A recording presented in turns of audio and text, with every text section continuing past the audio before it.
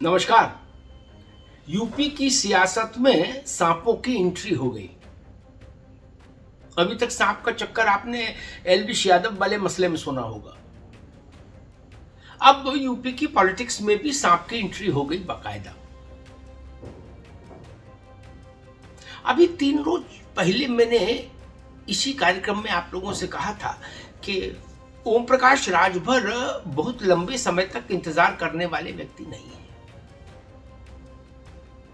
अगर मंत्रिमंडल विस्तार की तारीख बार बार बढ़ती रही तो राजभर का सब्र जवाब दे जाएगा, धैर्य जवाब दे जाएगा, और वो दे गया। अब ओम प्रकाश राजभर के सब्र का पैमाना छलक गया और उन्होंने ऐलान कर दिया कि सारे नेता दो मुंहे सांप होते हैं। और वो यही नहीं रुके, उनकी ईमानदारी देखिए। उन्होंने कहा मैं भी दो मुंहा सांप हूं, यानी ऐसा सांप जिसके दो मुंह। तो राजभर जी ने अब ये घोषणा कर दी शपथ लेकर कि भाई सारे नेता दो मुंहा सांप और मैं भी दो मुंहा सांप। और कल क्या हो जाए कुछ नहीं कह सकते। राजभर से पूछा गया कि एनडीए के साथ कब तक रहेंगे, तो उन्होंने कहा कल किसने देखा क्या हो जाए, कौन कहां कब पलट जाए क्या पता। और कहा कि आईएनडीआईए के तमाम दल और नेता हमारे संपर्क में हैं। लो, जिसका डर था वही बात हो गई।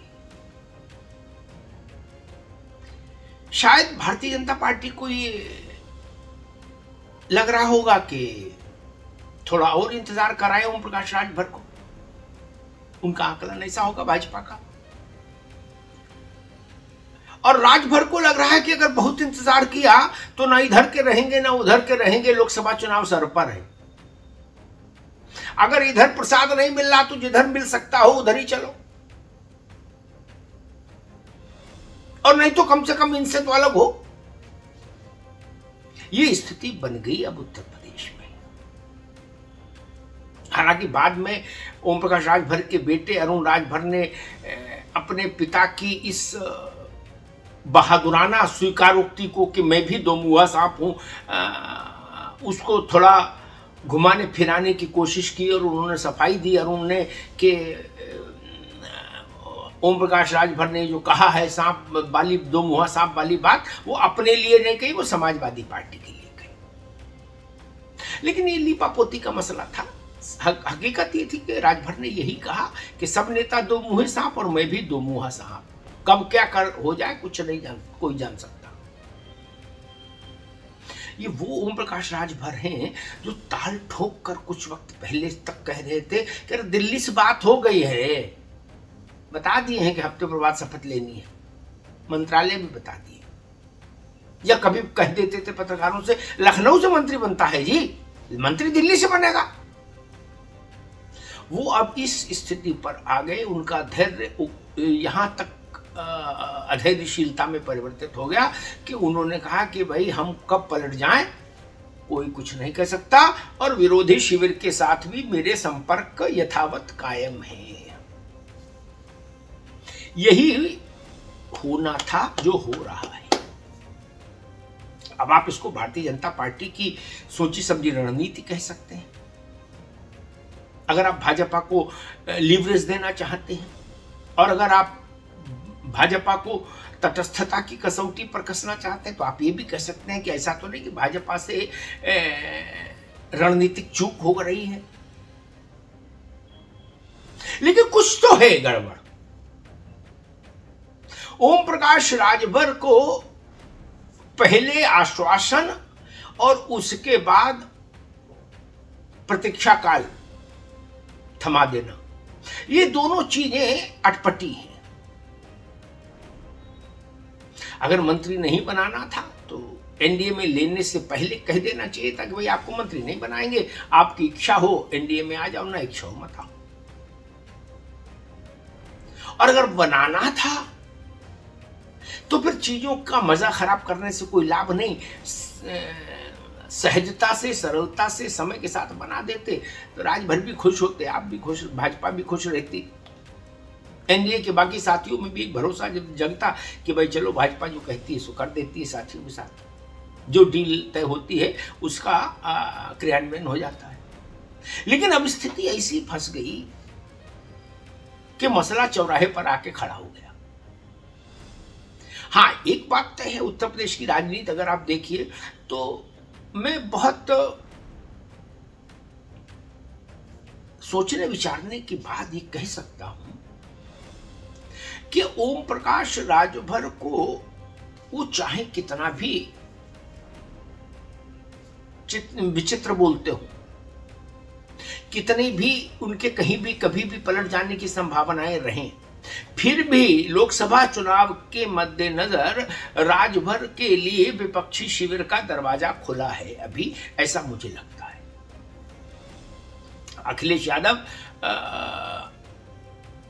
अभी भी इतनी कटुता हो जाने के बाद भी अगर ओम प्रकाश राजभर उधर जाते हैं तो अखिलेश यादव उनका इस्तकबाल कर लेंगे। ये तो सियासत है, इसी को राजनीति कहते हैं। अब जाते हैं नहीं जाते हैं, क्या बंदर घुड़की दे रहे हैं ओम प्रकाश राजभर भारतीय जनता पार्टी को कि भाई या तो जल्दी हमको लाओ और नहीं तो हम चले, और क्या वो भाजपा राजभर की बंदर घुड़की में आ जाएगी? क्या राजभर राजनीतिक तौर पर अब इतने उपयोगी बचे हैं? ये तमाम तरीके के सैकड़ों सवाल उत्तर प्रदेश की फिजा में, सियासी फिजा में तैर रहे हैं। लेकिन एक बात जान लीजिए, अब भाजपा और राजभर के बीच में जो पुनर्विवाह हुआ था उसमें भी तलाक की परिस्थितियां पैदा होने लगी हैं। और मैं शुरुआत से इसी बात को कह रहा था कि जब राजभर की पार्टी के लोग कहते थे नहीं साहब हम तो विचार के तौर पर एनडीए से जुड़े हैं, तो मैं हंस देता था। विचार का मसला नहीं, मसला है डील का। भाई तो कुछ देते हो तो बताओ, नहीं चला। कुल जमा इतना मसला है।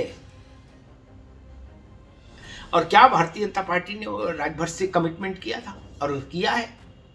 तो राजभर वो राजनेता नहीं जो कमिटमेंट पूरा ना हो फिर भी शर्मा शुर्मी किसी के साथ बने रहे ना, ऐसी शर्म उनको छूकर भी नहीं गुजरी। ऐसी किसी लोकलाज के चक्कर में ओम प्रकाश राजभर नहीं पड़ते। उनको अपनी बात से 100 बार पलटना पड़े तो भी उनके चेहरे पर रंच मात्र शिकन नहीं आती, ना खेद ना शर्मिंदगी, कुछ नहीं। जितनी बुलंदी के साथ पीला गमछा डाल के वो इधर रहते, उतनी बुलंदी के साथ पीला गमछा डाल के उधर रहते हैं। जितनी बुलंदी के साथ इधर वाले को गाली देते हैं, उतनी बुलंदी के साथ 2 दिन बाद उधर वाले को गाली देने लगते हैं। इसलिए ओम प्रकाश राजभर आज की सियासत के वो चेहरे हैं जो 100% प्रैक्टिकल है। कोई सिद्धांत नहीं, केवल थ्योरी, कोई थ्योरी नहीं, केवल प्रैक्टिकल।